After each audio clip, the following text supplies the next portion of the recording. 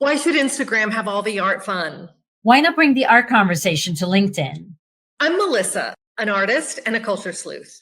I'm Nina. I'm a visual storyteller, a LinkedIn content creator, and a photographer.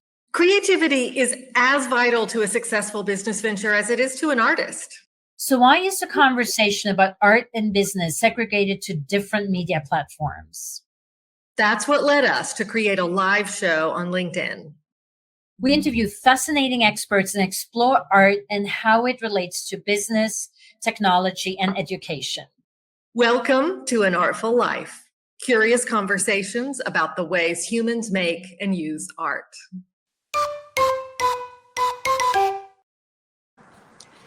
And we're live. Welcome, everybody, to our umpteenth edition of An Artful Life. And Melissa will introduce to you our guest of today. Take it away, Melissa. Thank you. Our guest today is Andrea Bailey. She is the director of American Women Artists, an association that I am proud to be a member with distinction at. And I'm such a big fan of lifting up women artists that I wanted her to come and talk to us about the work that they do, how it works, the progress they've made. Andrea has worked in Boston and Orlando before bringing her talents in art history and business to the nonprofits of Atlanta, where she started off at the Aslan Foundation that had artist residencies and did building renovation and more things, and now has come to American Women Artists. Welcome. Thank you so much, Melissa and Nina. Glad to be here. It's great to have you. Why don't you go ahead and tell us a little bit about American Women Artists for the people who are not familiar with it? Absolutely. And you just mentioned Atlanta. And while Atlanta is one of my favorite cities, I'm actually here in Knoxville, right outside the Great Smoky Mountains. But American Women Artists is totally decentralized. We serve artists all around the US and also Canada. And we serve women artists that work professionally in the art field, and we really help them achieve many of the things that are really commonplace to their male peers. So being able to get into museum exhibitions, having symposium, having mentorship, financial awards, things like that, that there is a legacy of women not being included. Really years and years of women not having access to art schools, to art leagues, to exhibition space, to institutional support. And we have been working really hard to change that. One of the interesting statistics related to museums that not a lot of people know is that back when we started tracking it in 2017, about 4% of U.S. museum art collections were work by women artists. And we have been working to change that. It is up to 13% here in 2025. But as you can tell, that we still have a long way to go. We have an initiative called 25 and 25, where we host at least one museum exhibition a year focused solely on women's art. We usually have a museum purchase award as part of that to be able to enhance museum collections across the U.S. That is impressive, really, and so needed. I was familiar with that statistic about the 4%, but I know a lot of people aren't. And I'm proud to say our local Hunter Museum is up to 11%. That is great. And even better that they track it. That's not something that all museums track, so that's fantastic. Nina and I had talked about you taking over American Women Artists, and we were curious, what has surprised you since you became director there? Something you didn't expect? Oh, that's a great question. It might sound a little cliche, but I think the thing that I did not expect was the warmth. When these women get together, whether it is via Zoom, whether it's annually at our exhibition opening or our symposium, there is so much warmth and openness to sharing ideas, sharing successes, sharing challenges, that it's something that I have not experienced before in my professional career. It is such a welcoming environment and a supportive environment, which is exactly how it should be for women supporting women. And it's wonderful to see that in action. That is pretty amazing. Yeah. Which I find also, like in being just in women business groups or women networking groups, there's a different tone and a different way of supporting one another when it's just women amongst each other, for sure. Yeah, definitely my experience too. Yeah, there's a real sharing of power that doesn't happen in a lot of other places. Mm-hmm. Yep. I've also been super impressed in the quality of the work and the diversity of the work when I look at the shows online, because I haven't yet been able to attend one in person. The work is phenomenal. It is. We really pride ourselves on the level of artists that we support. And it's so important, as you know, whether it's a small community, whether it's the US or you're talking worldwide, the idea of a really healthy arts ecosystem where people can thrive at any level that they're at, and there are organizations that support people at any level. For us, we're really about supporting professional women artists that do this for a living, and have a real drive to create. And so we have different member levels that people actually progress through as they have more mastery of skills. And we offer workshops, our annual symposium for women in the arts. I like to say it's part networking, it's part inspiration, it's part sort of business skill. It's got a lot of different parts to it that really helps people in every aspect of their art life. Curious, what are sort of the benchmarks that you look for members? And can you explain that question a little bit more? So, I mean, who is an artist that joins the American Women Artists? So I would say that our general person that is joining is somebody who has some years of experience under their belt, and they're trying to figure out how they take that next step. And so that next step could be they're waiting to get into their first gallery, or it could be somebody who's been in a lot of galleries but hasn't gotten that first museum exhibition yet. It could be somebody who has multiple museum exhibitions and really wants to be showcased at a national level and is ready, for instance, for our master signature membership, which is something that is a special level that is by nomination only. And we have special privileges for those artists and also promote them on our website. Great. Do you accept photographers? I ask on Nina's behalf. That is a great question, and we do not right now.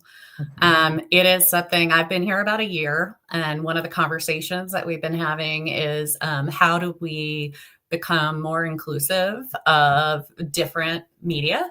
Right now, we have pretty traditional media that is included in our exhibitions. And so I think that we're looking at how to make that change strategically. And we've been talking about, that change needs to be somewhat slow so that you can really build expertise in that area. We want to make sure that we've got representation in new media on our board. We need to make sure that we have jurors that have expertise in that media. So we have been talking about a plan to expand that a little bit. Yeah, and I mean, right now it is a difficult time because with AI, it's sometimes hard to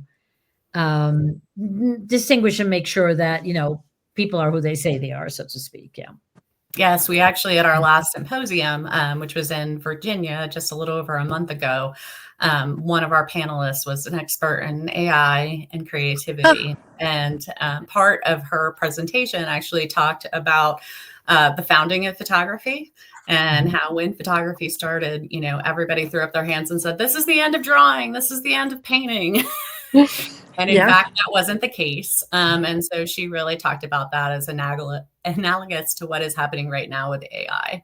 That it's a different media. It's not going to be the end of art and individual creation, but how can we use that to our advantage? So she spent a lot of time talking about how artists can use it as a tool, or if it doesn't fit their practice, can ignore it too, which I thought was a really great message, because I think it's important to know where you are and what works for you and to be true to that in your practice. Bravo. Some people watching may be wondering, are you genre specific? Like there are, I think Oil Painters of America is only open to traditional realism. Is that true of American Women Artists? That is not true. We did recently have a themed exhibition. We do not usually have themed exhibitions, but we did have a themed exhibition entitled A Vision of Nature. And we had that exhibition was more representational because of the theme. Oh, sure. So a lot more of non-representational artists just chose not to enter their work.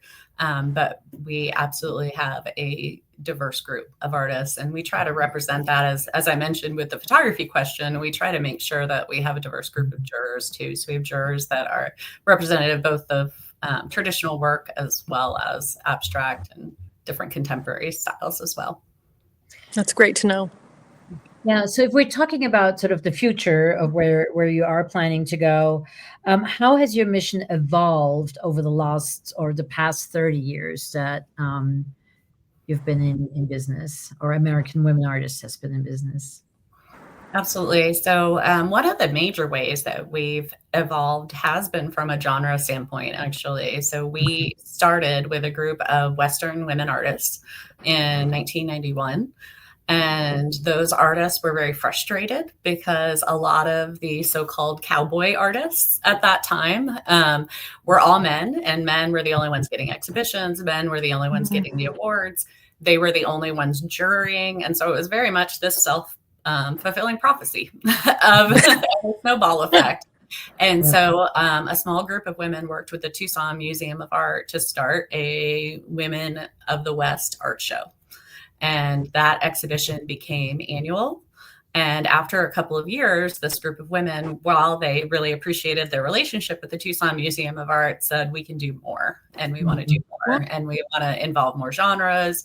We want to be a national organization rather than Southwest oriented. So we do have a lot of Western roots, which we make sure that we stay true to, and make sure that every once in a while we have a museum exhibition down in the Southwest and honor our founding members, but also are representative of where women artists are today. Cool. Have you seen over the 30 years, I mean, I know you particularly haven't been there for 30 years, but change for the better? We mentioned at the beginning of the conversation the uptick in the museum holdings slightly. Are there other things that you as a group have noticed together and mentioned to each other?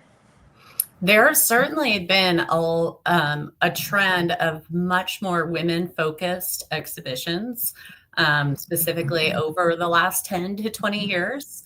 Back when we started in 1991, they were few and far between still, even though we did, experience the feminist art of the 70s. We sort of took a break, I would say, in women's art for a little while there. And so we've seen this trend. However, one of the things that's frustrating is that trend has not necessarily resulted in long-standing support for women artists. So the exhibitions haven't necessarily resulted in permanent collection acquisition, for example, or auction sales. So one of the statistics that we follow is auction sales. And in 2022, which was the most recent research that I found until UBS just came out with a new report that I have on my to-do list to read. But in 2022, it was less than 10% of auction sales was artwork by women. And at the rate that had been looked at over the years, we would not achieve parity in the art auction market until 2053. Wow.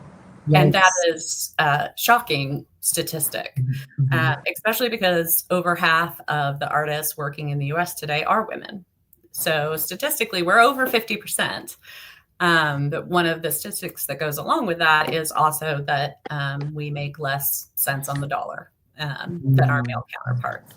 And so in general, that statistic is about 80 cents on the dollar until, strangely, you get over the age of 54, which appears to be the magic number, and you go down to 60 cents on the dollar.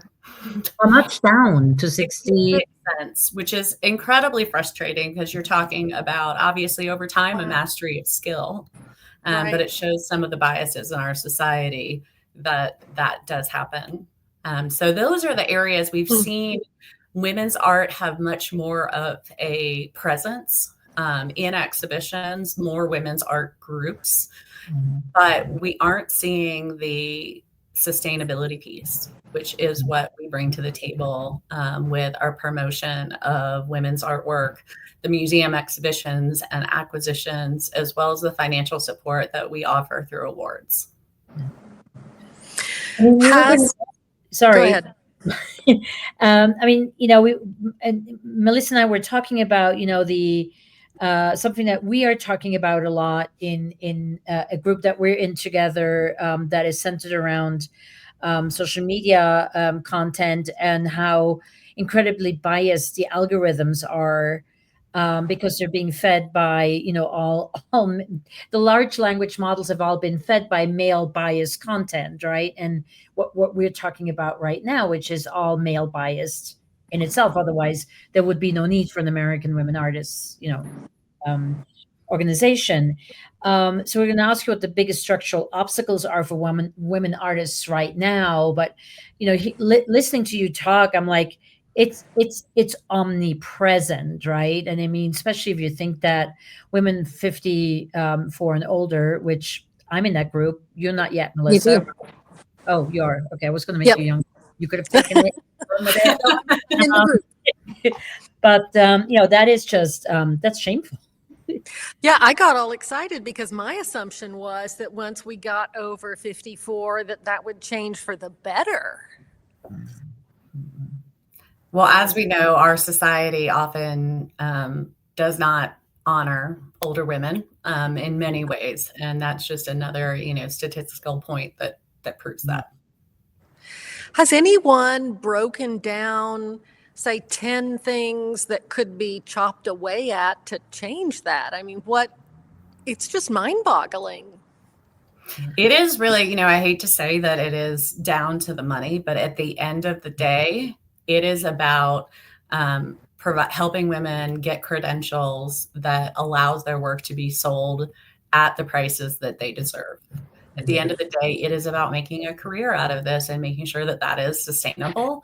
And so really, you know, I believe, and the studies show, that the key is to be able to get more work out in the public, but to make sure that the credentials are there, whether it's museum exhibitions or auction sales, et cetera, that it becomes commonplace that women's work is sold at the same level as their male counterparts. And right now it's not commonplace to do things, such as the recent auction of one of Frida Kahlo's works. I don't know if you all saw this about a week or 2 weeks ago, but she just broke the record for the highest sale for a woman artist.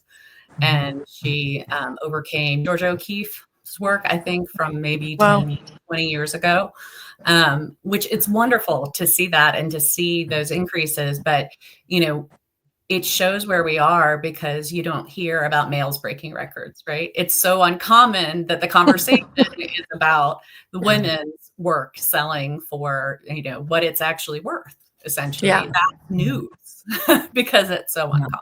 Yeah, it should not be news. Yeah, it should not be. But we had another piece of good news this week, which is our previous guest from last month, Chris Canning, who's a beautiful painting from outside Melbourne, Australia. Right after we spoke, she's in the process of moving and downsizing a little bit, and her work, she's auctioned off 10 pieces, went for between 100 and 400,000 Australian dollars per painting. And I think that it's a half or a third the value of a US dollar, but still just phenomenal sales for a living artist. And I am so encouraged by that and happy for her. That's wonderful. Yeah. And her paintings are, stunning, very stunning. Yeah. So is there, I mean, as Melissa said earlier, is what can we do as, you know, as private citizens to, other than talk to our friends about it, what can one do? What can we do to bring this to light or make that situation a better one? Well, I can use an example of one couple that is changing the art world. And certainly we don't all have resources at this level, but you're probably aware of the Bennett Prize.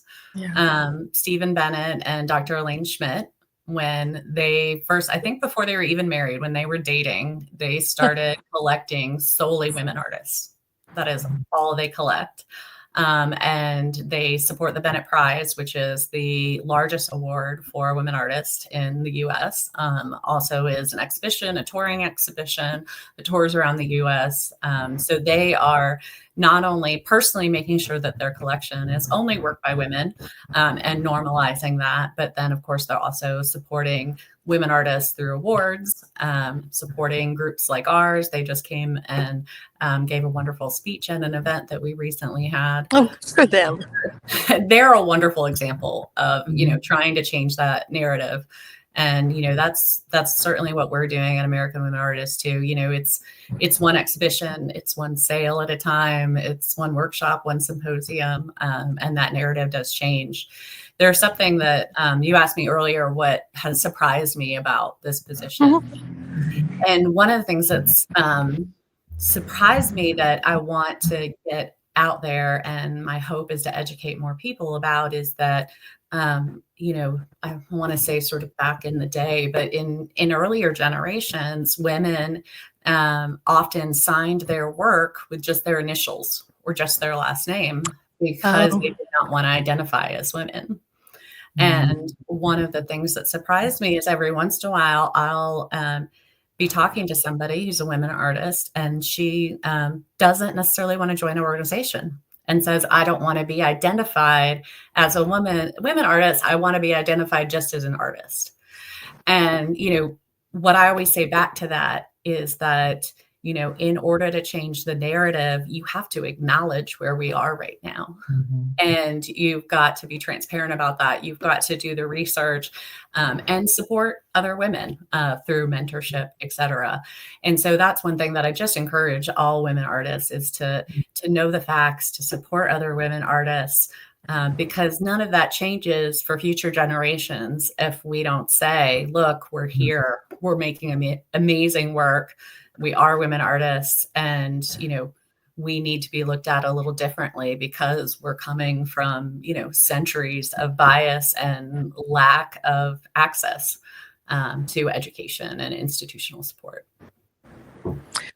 For my 50th birthday, I bought myself a tour at the Metropolitan Museum with a curator of their work by women artists. And one of the things she indicated to me, I am getting to your point, was that not only did women often sign in initials or a pseudonym, but then on the secondary market, the dealers would wipe off their signatures and put a man's name on it to get higher prices. So we lost women painters in the 1-2 punch.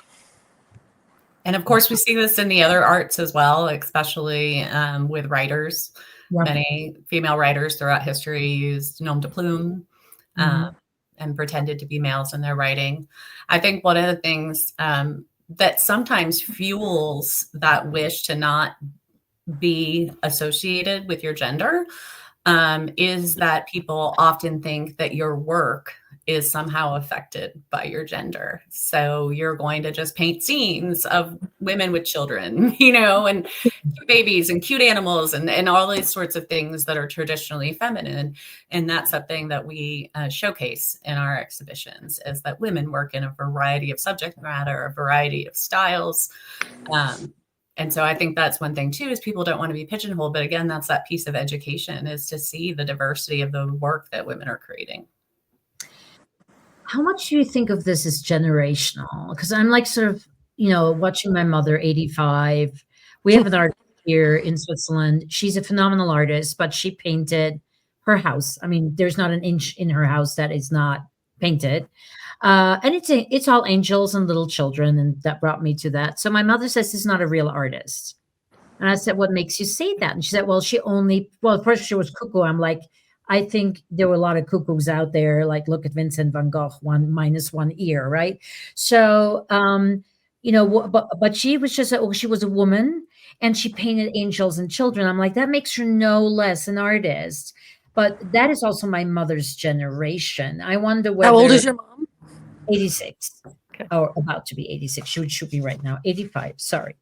So, where do we have what kind, I wonder what conversation are we having in, the alphas disease, maybe even, millennials, is the conversation there, radically different, or is there any research there that you know of, and Andrea? That's a great question. I do not know of any research off the top of my head. Yeah.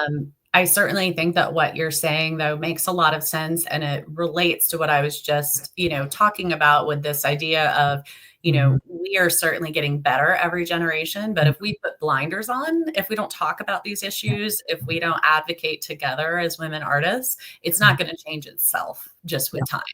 So it is getting better, but we have to work towards it getting better. It's interesting because I have a teenager, and my teenager, has a different worldview than me in Mhm. some ways because of the way that he's grown up, just like I have a different worldview than my mother. And he sometimes doesn't see inequity in certain situations Mhm. because it doesn't cross his mind, because Yeah. he doesn't think that way and he doesn't know the statistics. Mhm. And that's an interesting conversation that we have. But I think at the same time, that shows so much progress that, Yeah. he hasn't experienced a lot of that and doesn't see the inequity on a daily with his classmates. So I definitely think that we're improving. My mom is an elementary art teacher.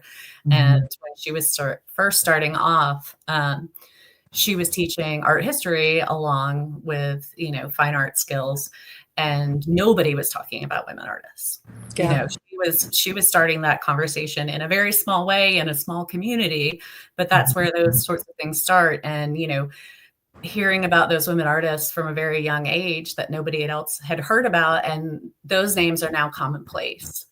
Like Frida Kahlo, like Georgia O'Keeffe, but it's important that we widen that, that there's some great statistic that I think is in the advocacy toolkit for the National Museum of Women in the Arts, that says something along the lines of, can you name 10 famous female Yes. artists? Yes. I love those. And so many people cannot, they can name maybe two or three, but they can name tons of famous male artists. So, Mhm. changing Yeah. that, turning that tide. Yeah. Yeah. Nina, I'm going to jump in on your question about the generational thing. And Andrea, Mhm. maybe you read this too, but in Art News, after the last auction cycle, the one of Old Masters in Leiden and then Art by Art Basel, they were saying, I'm not going to get the exact numbers right, but something like the purchases were 40% more by women. Women were 40%, bought 40% more than men did. And they bought more women, and they bought more they were more adventurous purchasers. They were much more willing to bet on something that they liked that was not yet blue chip. And Mhm. if that continues, that's a huge change. Mhm. Absolutely. That is part of the report that I mentioned. I haven't read fully, but those are some of the Mhm. headlines that came out of it that UBS does Woohoo! reports. It's, Mhm. yes, it is very reassuring. And to see, I think we're very much in a place of the rise of the female collector in a way that we haven't seen before, which is really exciting. There is I'm going to forget her name right now. But I believe she calls her blog maybe the matriarchy. But she is working on creating a female collectors group nationally. And she also has a podcast and a Substack. And I wish I remembered her name right now. I'll have to get back to you on that. But it's a really great group that is based on getting women to collect women's art. I will look that up. I'm trying to right now. Oh, Um, okay. without losing, but I also don't know. Shyla Olette Stonechild? No, and this woman comes from really an interesting, famous family too. You know how that is when it's on the tip of your tongue. Yes. Yeah. Anyway, I don't want to take away from the being present in the conversation right now. Um, I think that one step forward and half a step back sometimes, right? Like I think that the whole AI conversation is drawing us back a little bit because we're basing it on older and old language models. But then again, I think the what you just were talking about, Melissa, with the buying power. I mean, that feeds into the conversation about the whole queenager movement, where there's just these women, 50 something, finally sort of freed from a lot of the obligations, be it children, bosses, clients, parents, whatever it is, and they have the purchasing power in the family, and they are, or they're single and have a good job and have lots of, free cash, because they're not entertaining a whole family, and that they say that the buying power of women 50 over is phenomenal nowadays and not something that should be neglected. And I think that would probably tie into, I think, then very powerfully educating those women into, like, I've never been conscientious of whether I'm buying women's art versus men's art until recently. And, if I look at my apartment, it's mostly men's art that I have been purchasing over the years. Then I met Melissa and I went on a buying binge. But yeah, but to do so consciously, I think that's, for instance, what we had talked about earlier, would be a very conscientious step that we can all easily do, and say, going forward, I'm not investing in male art. I'm investing in women's art, Or a mix. Yep, with a bias towards women's art. Says, of course, Melissa, whose husband makes money as an artist. So yes, And my son too. And your son as well, right? Very true. I mean, it would be nice to be just agnostic, but I think there has to be a bit of a title change. I mean, if we're going from 4% to, what was it, 4 to 11% of museums holding women's art? 4 to 13%, yeah. Yeah, I mean, that's a tripling. That's amazing. But, it's like, oh, I doubled my income last year, and my income the year before was $1. It's $2 now. It's kind of a little bit of that, right? So, yeah. Yeah, well, and it's interesting, you mentioned AI again, and I think one of the things that is a challenge with AI is that, I feel like in the art world, we are often put in a place and it ends up being a little bit of a step backwards, like you said, step forward, half a step backwards, of justifying why art is important. So we're in this moment now of justifying why original art is important. Why, if I can't just talk into Chat GPT and it'll make me art, why do I need to talk to an artist? Why do I need to have original work? And I think that that's one of our challenges now, is to talk about how important it is to have work created by people for people. The human experience cannot be replicated. And that was part of our AI talk at the symposium as well, is that distinction. And, throughout my career, there's been challenges like that. I remember where it was all the rage to talk about education as the thing that was important about art, is that it raises the GPAs and the test scores, right, of kids who take art classes, which is absolutely true and relevant and important. And then it became popular to talk about art had to be justified because of its economic impact on the community. People come to see art exhibitions, then they are spending money at hotels, they're spending money at restaurants. Art lovers tend to spend more than other tourists, et cetera. But I guess what I'm getting at is that I also believe in talking about arts for art's sake, and the importance of the arts as being something that's integral to us as humans and to our society, and not always needing to justify it with, a statistic here, a statistic there, that it is a universal language that uplifts us all. And, as you look through history for many, many years, half that story, half the perspective, which is women, has not been told. And those are interesting stories and interesting perspectives that we're missing out on if we aren't promoting women's work. No. So true. And also to be worked on the artists themselves, to be willing to advocate for themselves. I think that is a really important part too. So there's, I think, especially again with the older generation. I have a friend. She's a archivist. I think she calls herself. She tells women's stories that have, accomplished something in their lives.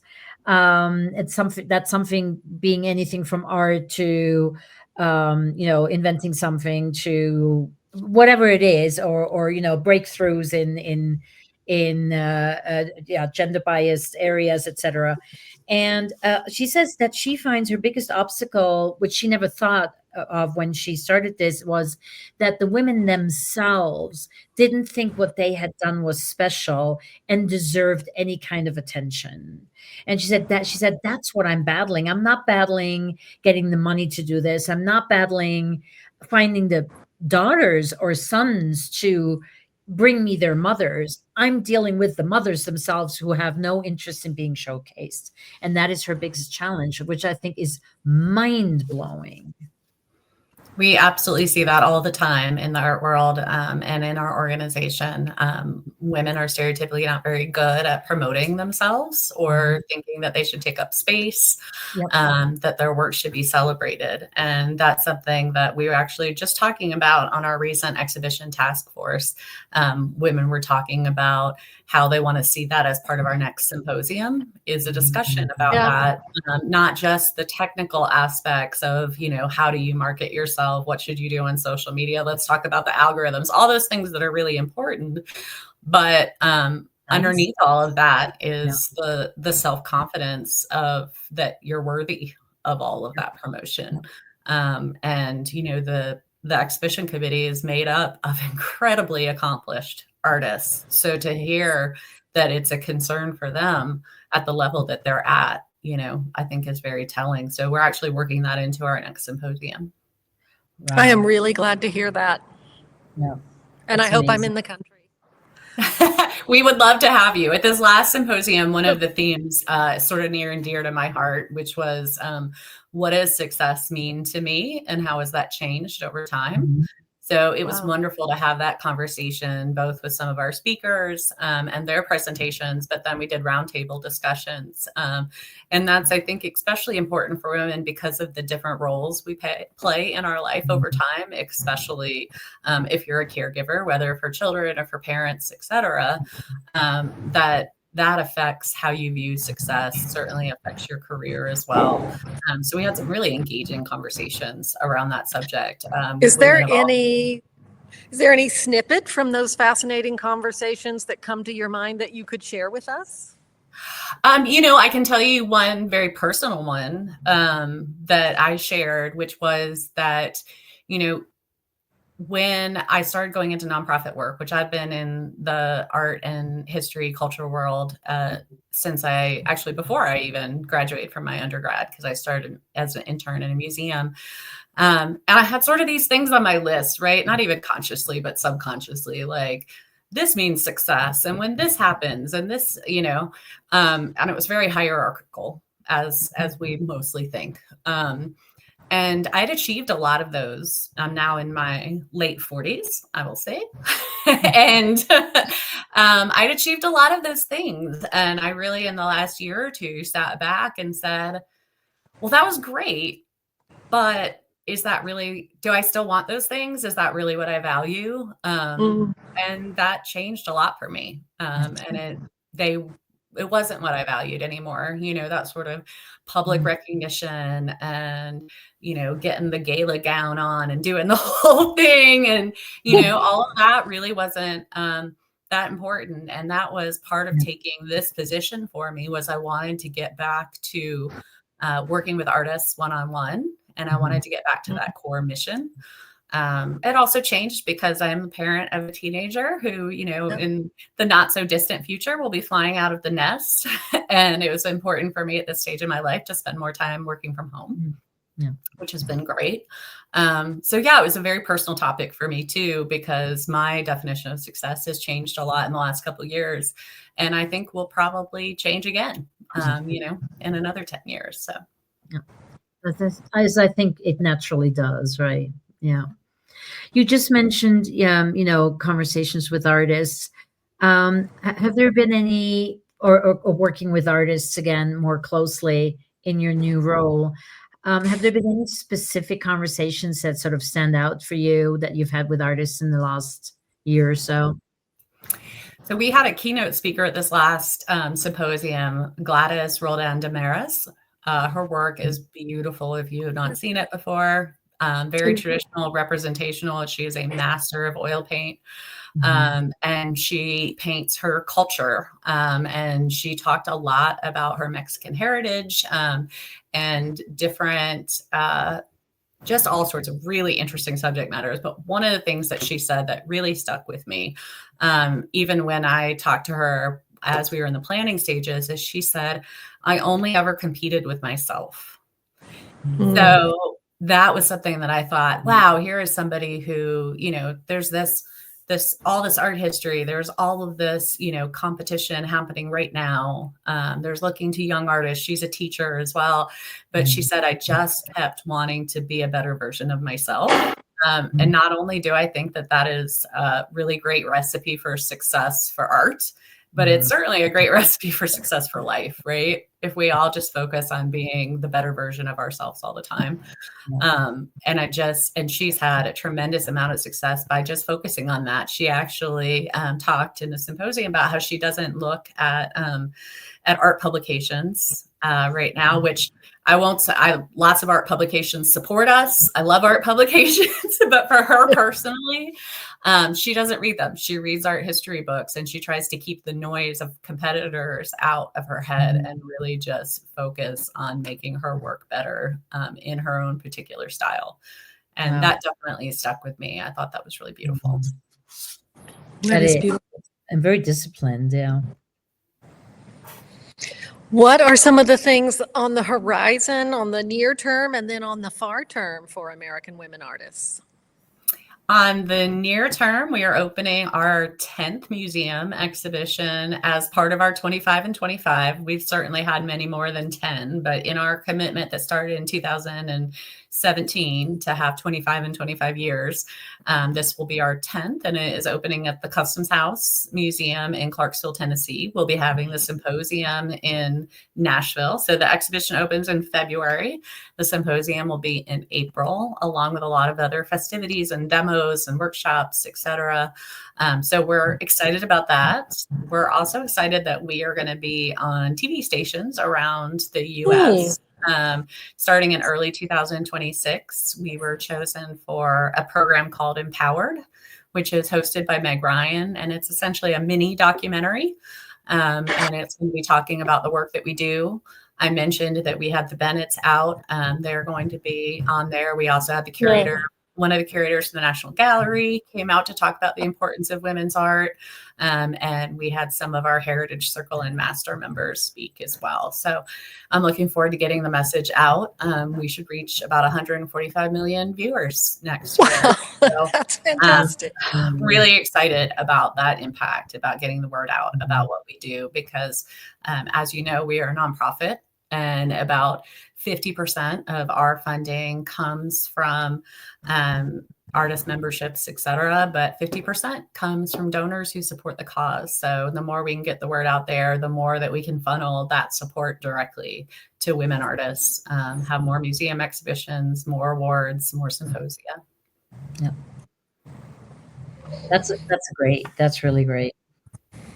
And you just answered my question. I was going to say, when people give you money, what does it do? You provide more awards, you plan more shows, you give the women artists more benefits. So absolutely. Yeah. We do not have a big staff. One of the things I love is that we are incredibly nimble, and we have a really strong network of volunteers that help us. And so that money just goes directly into mission, which is fantastic. I love that we're decentralized. So since I've been in museums, I have had decades of experience running facilities. And while I love that aspect, I'm really enjoying not having a facility right now and seeing all that money go directly to mission. Yeah. That's nice. That's very nice. Yeah. And moving around would also benefit, if like I'm close to Tennessee, but then the next one will benefit the women that are closer to the new place. So there is a benefit to moving around also, other than just low overhead. Absolutely. And 2027, we will be at the Museum of Western Art, which is just outside San Antonio. It's actually in Kerrville, Texas. And if you remember the floods that happened in Kirk County, so the museum there did well. with the flooding, but I am excited for us to be there to bring, as I mentioned earlier, not just the economic impact, but we're looking at doing a service project while we're there as well, because they'll be recovering from those floods for a while. And then we actually have 2 museum exhibitions in 2027. We will also be at Brook Green in South Carolina. And Oh, that's a beautiful place. it is. And what an interesting historic legacy. And we're planning our 2028 shows now. So we'll have more announcements soon. Wow. A lot of planning out, but I guess, yeah, I can see why. We sent a little shout out to patrons, how they could support American women artists. What can we artists do to join? Absolutely join. We love having you as an artist, Melissa, as a member. Thank you. I love being a member. And the more members we have, the better it is for museum exhibitions. We do an online exhibition as well. The better that we can advocate, and the more robust our symposiums and workshops are, because it's an opportunity, whether you're at, a very high level or whether you're just starting out, there's always something to learn and grow by gathering together. We often do exclusive tours when we have our annual events as well. Which are just really special, to whether it's a tour or a paint out in a place that you wouldn't otherwise have access to. There are some great benefits of being a member. Perfect.